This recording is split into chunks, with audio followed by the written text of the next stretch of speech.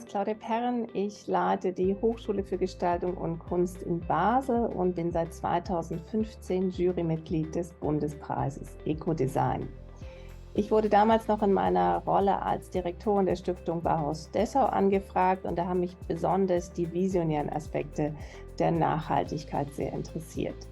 Das Bauhaus hat ja vor circa 100 Jahren durch seine Vision wirklich neue Standards gesetzt. Das bezieht sich nicht nur auf den Stil, sondern auch auf den Umgang mit Materialien, Technologien und Herstellungsprozessen, die damals die neuen Wohnstandards, neue Hygienestandards, aber auch Gesundheitsstandards wirklich stark mit beeinflusst haben. Und damit machte das Bauhaus damals schon deutlich, dass Design, Kunst und Architektur gesamtgesellschaftlichen Einfluss haben kann. Heute interessiert mich besonders die Idee der Nachhaltigkeit, alles als Ressource zu verstehen.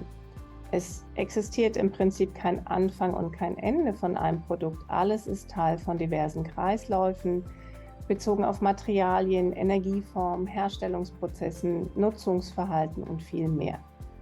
Eine Bananenschale kann zum Beispiel eine Schuhsohle werden. Diese kann sich wiederum nach einer bestimmten Zeit auflösen oder auch zerlegt, neu kombiniert zu anderen Produkten werden.